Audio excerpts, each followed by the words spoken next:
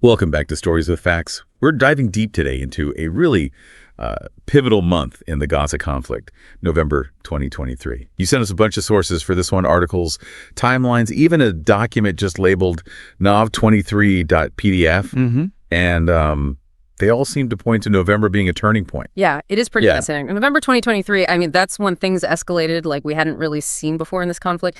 It caused, a major humanitarian crisis, obviously, and then I guess that's what ultimately led to that attempt at peace. It was pretty fragile, though. Yeah, you mentioned those sources. So the entry on the Israel-Hamas war in Britannica and the timelines from Xinhua and the Indian Express, they all kind of focus on those first 10 days of November. It's just absolutely relentless fighting. And from what I'm seeing, the IDF, the Israeli Defense Forces, they were pushing deeper into Gaza, going after Hamas infrastructure. But Hamas wasn't backing down, were they? Their rocket attacks on major Israeli cities were really intense. I mean, they were even overwhelming the Iron Dome defense system. Yeah, and it wasn't just the sheer number of rockets. Yeah. You know, it was that they were targeting like population centers, which really challenged the Iron Dome. I mean, looking at those timelines, and there's even a YouTube video from Timeline World, it really seems like Hamas was trying to do that deliberately. Like they were trying to overload the system and force the IDF into making some really difficult decisions, you know, like which areas to actually protect. And this tactical shift, well, the nov23.pdf document calls it that anyway, it resulted in those casualties rising really fast. You know, by November 10th, over 15,000 Palestinians were reported dead or injured. The print and First Post have some powerful articles on this, and that YouTube video too. They really bring home the human costs. It's not just numbers. They show you what was happening on the ground. No, absolutely not. It's one thing to see the statistics, but these sources, I mean, you're right. You see those hospitals in Gaza, they were just overwhelmed. Yeah. Just completely unable to deal with all the casualties and the shortages of everything, too, like basic supplies. The nov23.pdf file, it's interesting. It really points to the blockade as a major factor. Like it just made a horrible situation even worse, almost impossible to get aid in, which, of course, got the whole world's attention. And the global response came pretty fast. And from what I'm seeing in these sources, it was pretty diverse. Xinhua, China.org, and the Indian Express, they all talk about the mounting pressure on Israel. You know, the UN, the EU, all those humanitarian organizations, they were demanding those humanitarian corridors. Even the U.S., even though they're a strong ally of Israel, they were walking this tightrope. Like, publicly, they were supporting Israel's right to defend itself, but they were also pushing for restraint. Yeah, what's interesting to me is, how these sources, especially the nov23.pdf one, capture the different stances different countries were taking.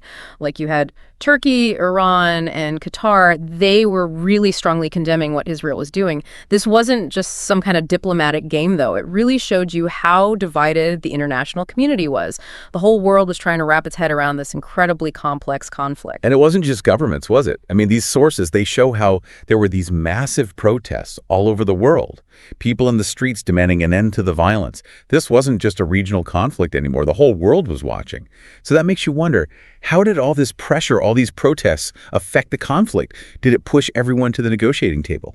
I think that's the key question. To understand why things shifted towards negotiations, we need to look at what was happening in mid-November. Right, because the fighting wasn't slowing down at all. And the humanitarian crisis just kept getting worse and worse. So what changed? Well, if you look at those timelines from Xinhua, China.org, and the Indian Express, it looks like around November 12th, things started moving. The death toll was climbing. International pressure was really intense. That's when those ceasefire negotiations finally began. Qatar, Egypt, and the UN, they all stepped in. They tried to mediate between Israel and Hamas. So you've got these two sides locked in this brutal conflict, and they're finally at the negotiating table. What were their demands? What did they want to get out of these talks? Well, if you look at the sources, especially the timelines, and there's an article in the Jerusalem Post too, you get a pretty clear picture of what each side wanted. Hamas, well, no surprise, they wanted the fighting to stop immediately. They wanted the border crossings open so aid and supplies could get into Gaza. And of course, they wanted the release of Palestinian prisoners that Israel was holding. And I'm guessing Israel had their own list of demands for a ceasefire. Absolutely. nov23.pdf lays out Israel's main demands. Their top priority was the return of those hostages Hamas had taken back in October during the initial attacks. And they wanted Hamas's military capabilities dismantled. They wanted to prevent future attacks. But these demands, they really just highlight the deep mistrust between the two sides. It seemed like peace was almost impossible. Sounds like a classic deadlock. Oh, two sides with completely opposite goals, a history of broken promises, and all this pressure from the world. It wasn't going to be a quick or easy solution, was it? Nope, you got it. And all our sources, the timelines, NOV23.pdf, even this article from explain.co, which breaks down this period, they all say just how fragile and challenging these negotiations were. There were constant deadlocks. Each side accused the other of not negotiating in good faith. And there were even skirmishes along the border even while the talks were going on. It was like every time they took a step forward, they'd end up taking 2 steps back. But then, something amazing happened. On November 24th, after 2 weeks of these really intense negotiations, they announced a 4-day ceasefire. It doesn't sound like much, but after all that violence, it must have felt like a huge victory. It was a big turning point, and what's fascinating is how detailed these sources are about the terms of this ceasefire. I mean, the timelines, the news articles, there's even a YouTube video called Israel-Gaza Conflict Timeline that breaks it all down. They both agreed to completely stop fighting. Hamas agreed to release 50 hostages that they were holding in Gaza, and Israel agreed to release 150 Palestinian detainees. It sounds like a pretty carefully balanced agreement. Did this pause actually help the people of Gaza, though? The NOV23.pdf document describes what happened immediately after the ceasefire went into effect. As soon as the fighting stopped, those humanitarian aid convoys, which had been stuck at the border for weeks, they were finally able to get into Gaza. Organizations like the Red Cross and UNRWA, they had been warning everyone about how bad the situation was. And finally, they could get into the areas that had been cut off by the fighting and start providing relief. It's hard to even imagine the relief people must have felt when those aid convoys arrived. After weeks of constant bombing and dwindling supplies, the ceasefire must have felt like a breath of fresh air. But was there also this sense of worry, knowing how fragile the peace was and how easily it could all fall apart? Oh, definitely. The sources, particularly the statement from the Israeli government that was quoted in the Jerusalem Post, they made it really clear that the ceasefire depended on Hamas keeping their end of the bargain. The threat of renewed fighting was always there. So even though there was this brief period of peace, it was a very uncertain time. So it seems like this 4-day ceasefire was more like a time to catch their breath than a real solution. It makes you wonder what happened next. Did they manage to keep this fragile peace going?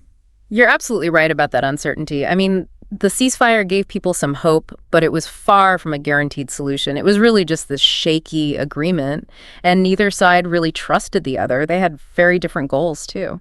So did this peace last?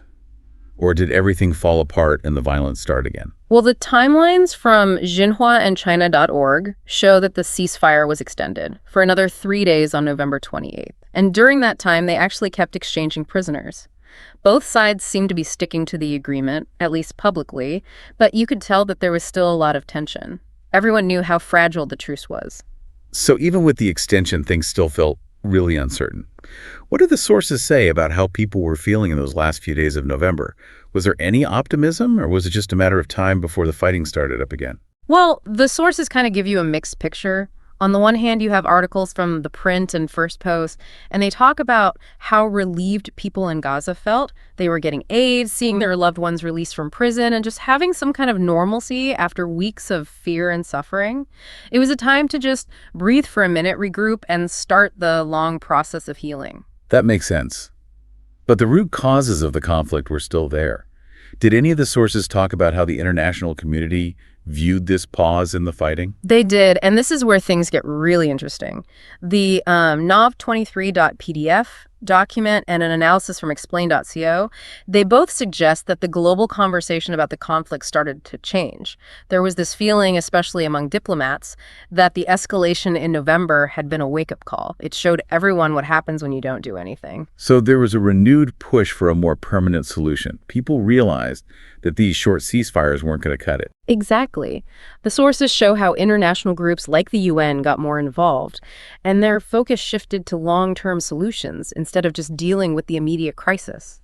The US and the EU, well, they were still trying to balance their relationships with both Israel and Palestine, but they started looking for ways to de-escalate things and prevent more violence. It was a tricky situation, but everyone knew that the stakes were higher now.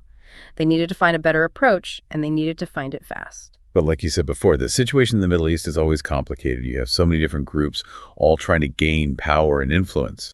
Did the sources talk about the roles of these regional players during this period of relative calm? They did, and this is where you really see how fragile the situation was.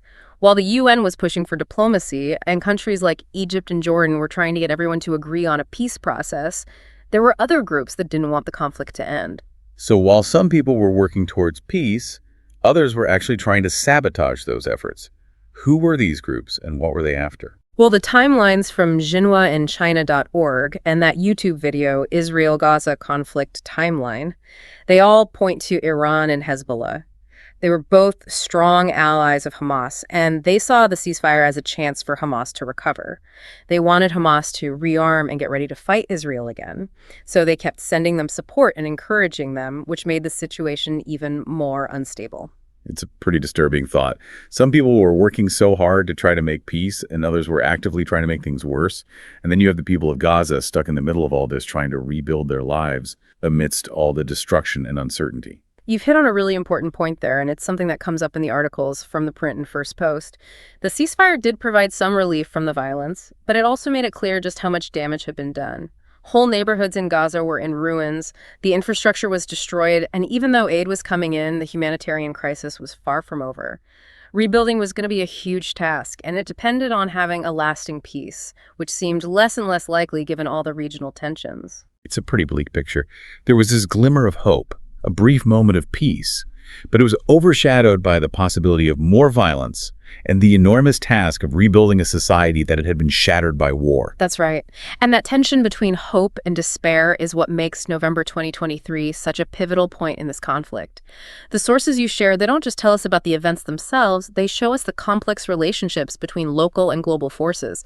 They show us the clash of ideologies and the human stories that often get overlooked when we talk about geopolitics. It's a powerful reminder that even when the fighting stops, the effects of conflict continue. The ceasefire might have brought a pause to the fighting, but it didn't erase the deep hatred, the political and ideological differences, or the scars that were left on the land and in the minds of the people who went through it. And as we move past November 2023, the question that we're left with is, did this fragile peace, this brief moment of hope, actually change the course of the conflict? Did it lead to any real change, or was it just a temporary calm before things got worse again? That's a question we're going to explore as we take a closer look at what happened after November 2023.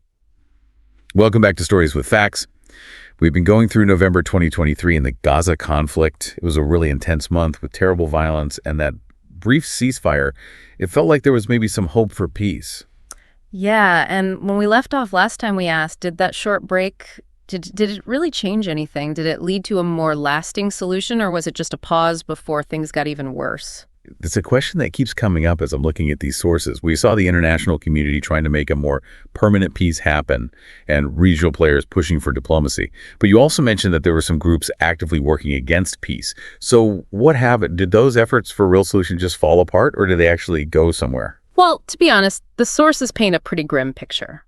While there were definitely people trying to use the ceasefire to build a lasting peace, the reality on the ground was much more difficult. If you look at the timelines from the Indian Express, Xinhua, and China.org, they all show that the fighting started up again just a few weeks after the ceasefire ended. So even with all the pressure from the international community, all the diplomatic efforts, they still couldn't break the cycle of violence. Yeah, that's the sad truth, and these sources really highlight that. That article from the Jerusalem Post, the one about Israel's war on multiple fronts in 2024, it gives a really powerful perspective. It talks about how the deep mistrust and hatred between Hamas and Israel, plus all those outside influences we talked about, made any kind of lasting peace almost impossible. It was like building a house on sand. That's a tough realization. Yeah. We've been talking about November 2023 this month of just incredible suffering, but also a month where there was a tiny bit of hope for peace. And yet the conflict went on, taking even more lives and leaving so much destruction in its wake for years to come. It reminds us that these conflicts aren't just some abstract political events. They're the reality for millions of people.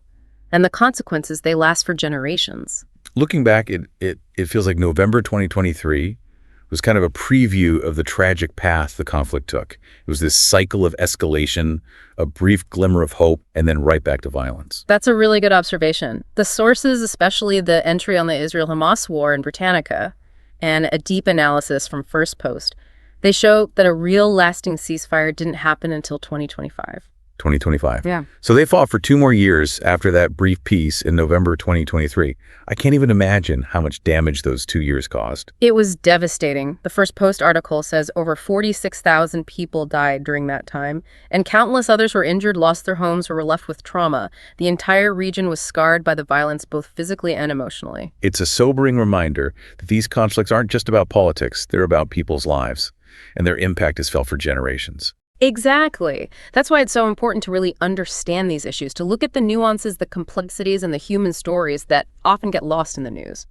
As we wrap up this deep dive into November 2023, it leaves you with a real sense of how hard it is to create lasting peace in a place where there's so much hatred and so many competing interests. We've seen how even the most dedicated peace efforts can fail because of past conflicts, political games, and the fact that some people actually benefit from the fighting continuing. It's a dark thought, Yeah. but it's also a call to action. If we really want to see a different kind of future, a future where peace wins out, we need to really understand these issues, get to the root of the conflict, and work hard to bring people together and create a fairer world. Even though things ended tragically, the events of November 2023 offer a little bit of hope too. They show that even in the most difficult conflicts, there's always a chance for dialogue, compromise, and those moments, however fleeting, of human connection and a shared desire for peace.